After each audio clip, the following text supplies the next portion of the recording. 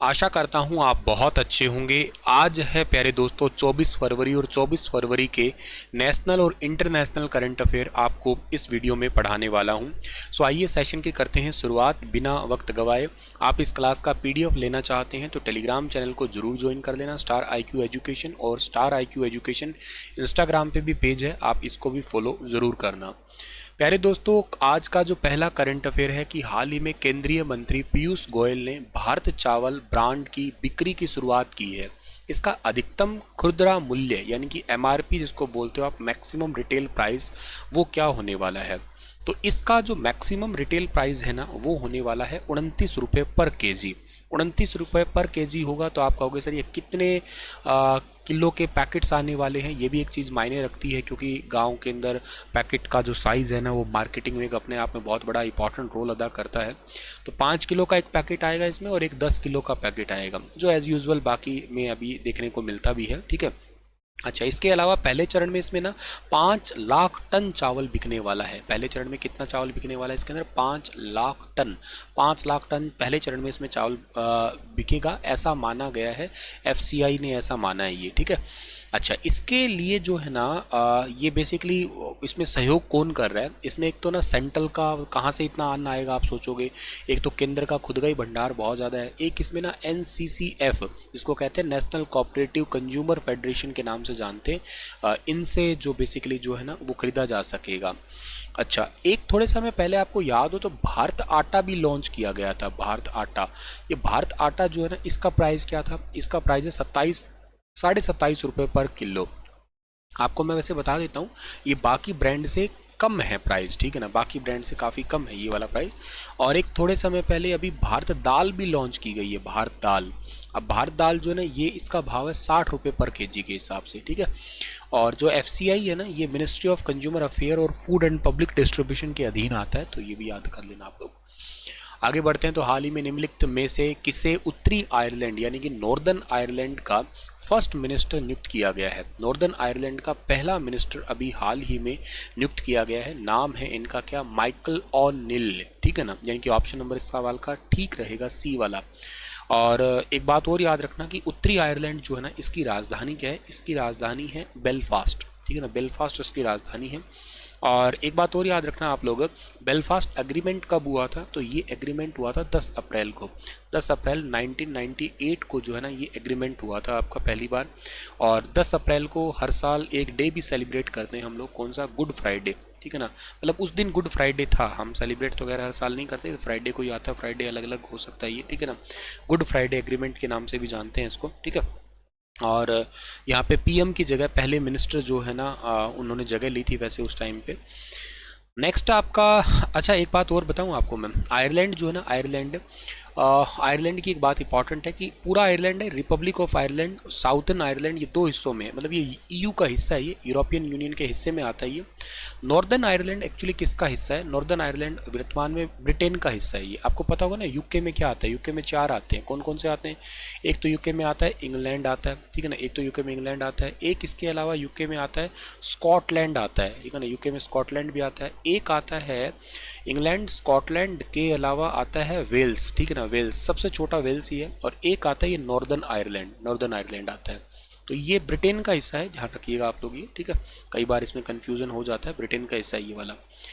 चलिए आगे बढ़ते हैं। अगला सवाल है कि हाल ही में महाराष्ट्र सरकार ने मुख्यमंत्री क्योश्री योजना स्टार्ट करने की घोषणा की है। इस योजना के तहत पात्र वरिष्ठ नागरिकों को कितनी राशि दी जाएगी?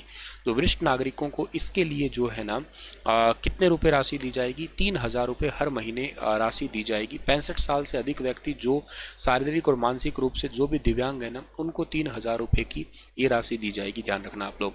और इसके लिए सरकार का कितना खर्चा लगने वाला है? सरकार का इसका लगभग 480 करोड़ रुपए का खर्चा लगने वाला है इसके अंदर आपका, तो इसको याद रखना आप लोग। और राष्ट्रीय व्योश्री योजना जो है ना, वो क्या है? वो बेसिकली 2017 से स्टार्ट हुई थी आपकी राष्ट्रीय व्योश्री योजना। उसमें क्या होता है, जो बूढ़े लोग हैं ना, उनको मदद करने के लिए एक असिस्टेड डिवाइस वगैरह भी दी जाते हैं उनको, मतलब वो अपनी हेल्प कर सके, उनको बताया जा सके कौन सी चीज़ कहाँ पे है, कोई रास्ते वगैरह है, उसके लिए भी इलेक्ट्रॉनिक असिस्टेड डिवाइस दिए जाते हैं।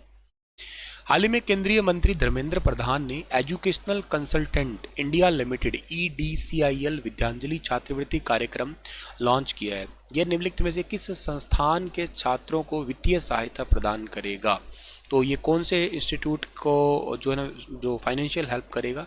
नवोदय विद्यालय ना, इनको फाइनेंस हेल्प करेगा। ये मैं आपको वैसे बता देता हूँ, नवोदय विद्यालय जो है ना, इन जो ग्रामीण इलाके, गांव के इलाके ना, वहाँ पे जो बहुत ब्रिलियंट स्टूडेंट है उनको हायर एजुकेशन में सपोर्ट करने के लिए केंद्र सरकार के लिए ये एक नवोदय विद्यालय कार्यक्रम स्टार्ट किया गया था। और ये बेसिकली 6वीं से 12वीं तक है।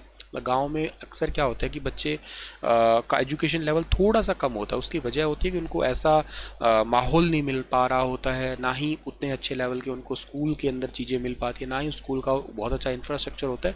उसके लिए नवोदय विद्यालय समिति के द्वारा जो है ना एक सेटअप किया गया था गाँव के बच्चों के लिए, और इसको चलाता भी नवोदय विद्यालय समिति ही है। और इस समिति का हेडक्वार्टर पता है कहाँ पे आपको? ये नोएडा के अंदर है। ठीक है, याद रखना, नोएडा के अंदर है। अच्छा, ये वैसे नवोदय विद्यालय समिति किसके अंडर आती है पता है आपको? ये आती है शिक्षा मंत्रालय के अंदर आती है, शिक्षा मंत्रालय के अधीन आती है ये। और इस योजना में भी सरकार क्या करेगी? इस योजना से सरकार जो है ना विद्यार्थियों को और आगे की शिक्षा में सपोर्ट करेगी। सो यही है एक्चुअली एजुकेशनल कंसल्टेंट इंडिया जो LTD है, इसको विद्यांजलि छात्रवृत्ति स्कीम के नाम से भी जान सकते हैं हम लोग फिलहाल के लिए। हाल ही में भारत की राष्ट्रपति द्रौपदी मुर्मू ने निम्नलिखित में से किस शहर में विविधता का अमृत महोत्सव का समृद्धि का अनावरण करने वाला एक सांस्कृतिक उत्सव का उद्घाटन किया है? तो एक सांस्कृतिक उत्सव का उद्घाटन किया है, और ये कहाँ पे किया है? ये न्यू दिल्ली के अंदर किया है, ध्यान रखना आप लोग। अभी रिसेंटली 14वें दिव्य कला मेला 2024 का आयोजन अगरतला त्रिपुरा के अंदर हुआ था। यहाँ पे पता है राष्ट्रीय दिव्यांगजन वित्त और विकास निगम यानी कि नेशनल दिव्यांगजन फाइनेंस एंड डेवलपमेंट कॉरपोरेशन के माध्यम से भारत सरकार के सामाजिक न्याय और अधिकारिता मंत्रालय के दिव्यांगजन सशक्तिकरण विभाग जो है ना, उसके द्वारा इसका पूरा सेटअप किया गया था आपका। ठीक है। अच्छा, एक बात और याद रखना है आपको यहाँ पे कि अभी जो मुगल गार्डन है ना, मुगल गार्डन राष्ट्रपति जो भवन का है, उसका नाम बदल दिया। उसका नाम बदल के क्या कर दिया पता है आपको? अमृत उद्यान कर दिया। ठीक है ना, अमृत उद्यान कर दिया उसका नाम। और एक बात और याद रखना है आपको, अमृत उद्यान मुगल गार्डन है, वहीं पे ही जो पूर्वोत्तर भारत की समृद्धि का अनावरण करने वाला उत्सव है, ये इस बार लगा था ये। ठीक है, संस्कृति मंत्रालय के अधीन किया गया था ये सारा कारनामा। अभी recently Deenbandhu Chhoturam thermal plant की तीसरी यूनिट हरियाणा के यमुनानगर में सेटअप की गई थी। इसकी कैपेसिटी क्या होने वाली है? 800 मेगावाट की इसकी जो है ना कैपेसिटी होने वाली है। हरियाणा करंट अफेयर मैंने पढ़ाई थी, इससे पहले भी थी एक्चुअली 600 मेगावाट के जो है ना 300 की 2 यूनिट थी। अब 800 मेगावाट और बढ़ जाएगी उसकी। और उसको कौन सेटअप कर रहा है? उसको सेटअप कर रहा है बेल। ठीक है ना, बेल एक महारथन कंपनी है। दीनबंधु छोटूराम कौन थे वैसे आपको पता है? ये किसान नेता है एक। ठीक है ना, एक किसान नेता के रूप में जाने जाते हैं ये। अंग्रेजों ने इनको सर की उपाधि दी थी, नाइटहुड की उपाधि भी दी थी। सर की उपाधि इनको मिली थी 1937 के अंदर। ठीक है। हाल ही में भारत की पहली hyper velocity expansion tunnel test, जिसको जो है ना बेसिकली जिगर ठंडा इस कहा जाता है, इसको निम्नलिखित में से किस संस्थान में सफलतापूर्वक स्थापित किया गया है, उसका प्रशिक्षण किया गया है? तो इसका प्रशिक्षण अभी हाल ही में किया गया है IIT कानपुर के अंदर। IIT कानपुर के अंदर किया गया है अभी हाल ही में। ठीक है। हाल ही में केंद्रीय गृह मंत्री अमित शाह ने घोषणा की है कि भारत म्यांमार सीमा पर बार्ड या फेंसिंग लगाई जाएगी। भारत म्यांमार सीमा की टोटल लंबाई कितनी है? 1643 किलोमीटर जो है ना टोटल इनकी लंबाई है। और इसमें कौन कौन से बॉर्डर लगते हैं वैसे आपको पता है इसके साथ में? चलो मैं आपको बताता हूँ। ये ज्योग्राफी वैसे मैं आपको पढ़ा ही रहा हूँ, पर अभी मैं यहाँ पे बता ही देता हूँ आपको।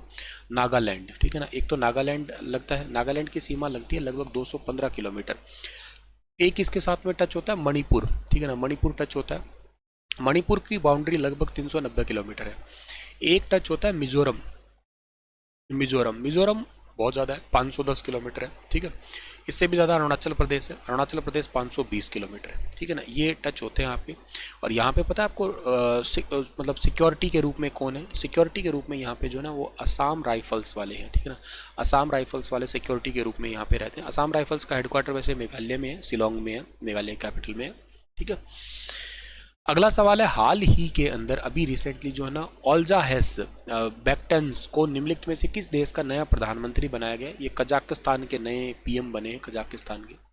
LNG as a transportation fuel in medium and heavy commercial vehicle, इस रिपोर्ट को अभी हाल ही में जारी किसने किया है? इस रिपोर्ट को अभी रिसेंटली जारी किया है नीदरलैंड के अंदर जारी किया गया है अभी हाल ही में। ठीक है ना, नीदरलैंड के अंदर जारी किया गया है इसको। एलएनजी बेसिकली जो है ना ये व्हीकल है, नीति आयोग और नीदरलैंड के दूतावास के द्वारा इसको इकट्ठा जारी किया गया है, ठीक है। और आने वाले टाइम पे जो है ना 2022 में बेसिकली जो एलएनजी वाले व्हीकल, लिक्विड नेचुरल गैस की बारे में बात करो तो 4 जो मिलियन ट्रक चलते थे 2022 तक, 2050 तक आते आते जो है ना ये 17 मिलियन ट्रक हो जाएंगे। इसलिए एलएनजी के प्रयोग को बढ़ावा देने के लिए जैसे पॉल्यूशन है उसको कंट्रोल किया जा सकेगा। गुजरात और महाराष्ट्र के स्थानीय भाषा के साथ मोबाइल स्वास्थ्य पहल किलकारी स्टार्ट की गई है। उस काल्पनिक डॉक्टर चरित्र का नाम क्या है जिसके माध्यम से किलकारी ऑडियो संदेश लाभार्थियों तक पहुंचाए जाते हैं? डॉक्टर अनीता, ठीक है ना, डॉक्टर अनीता है। स्वास्थ्य एवं परिवार कल्याण मंत्रालय की पहल है ये, गुजरात और महाराष्ट्र में स्थानीय भाषा में स्टार्ट की गई है। एक काल्पनिक डॉक्टर अनीता की आवाज़ जो है ना जाती है और इसमें बेसिकली जो है ना मतलब प्रेगनेंसी के 9 महीने होते हैं ना, तो 3 को 3 3 6 3 9 ऐसे करके हर 3 महीने के अंदर जो है ना बेसिकली ये चेकअप वगैरह होते हैं। इसमें 4 महीने में सरकार की तरफ से बेहतर ऑडियो मैसेज जो है ना हर हफ्ते जाते हैं महिलाओं के लिए, और इसके माध्यम से सारी जानकारी वगैरह दी जाती है महिलाओं को, जो गर्भवती महिला होती है उनको। अभी रिसेंटली जो है ना किस राज्य सरकार ने राज्य के कैबिनेट में 2 और जिलों को कई, पन्योर और बिचोम के निर्माण की मंजूरी दी है? अरुणाचल प्रदेश में 2 नए जिले बने हैं। पहले कितने थे? पहले 26 जिले थे अरुणाचल प्रदेश में, अब 2 नए और बन गए, तो मतलब टोटल 28 जिले हो गए अरुणाचल प्रदेश के अंदर, ठीक है। अगला है कि हाल ही में किसने आइस बेड मतलब शीर्षक से सोते हुए ध्रुवीय भालू, स्लीपिंग पॉलर बियर, इसकी फ़ोटो ली थी और इसके लिए इनको wild life photographer of the year का अवार्ड भी मिला है। नीमा सारी खानी को इनको अवार्ड मिला है। आइस बेड मतलब ये फ़ोटो बड़ा सुंदर सा है एक, ठीक है। हाल ही में भारतीय पर्यटकों को बिना वीज़ा के अधिकतम कितने दिनों के लिए ईरान जाने की अनुमति दी गई है? तो भारतीय पर्यटकों को 15 दिन के लिए बिना वीज़ा ईरान जाने की अनुमति दी गई है। तो भाई आप अगर ईरान घूमना चाहते हैं तो जा सकते हैं 15 दिनों के लिए बिना वीज़ा। किस देश के अंदर जो है ना अभी रिसेंटली वाल पारिसो क्षेत्र में जंगल की आग के कारण 112 से ज़्यादा लोगों की मौत हो गई? चिल्ली के अंदर, ठीक है ना, चिल्ली के अंदर।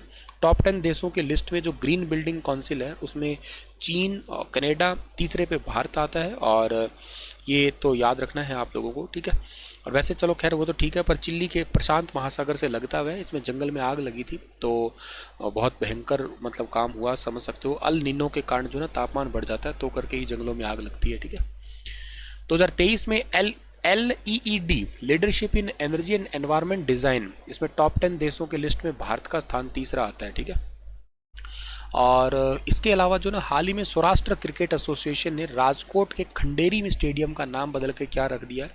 निरंजन शाह जो है ना इसका नाम रख दिया है अभी। ये BCCI में ऑफिशियली मेंबर थे इस करके, और ये सौराष्ट्र के लिए लोकल क्रिकेट खेलते थे, इसी करके इनका नाम पे रखा है। इनके बेटे का नाम जयदेव शाह है, जो अभी रिसेंटली जो है ना प्रेसिडेंट भी है SCA के।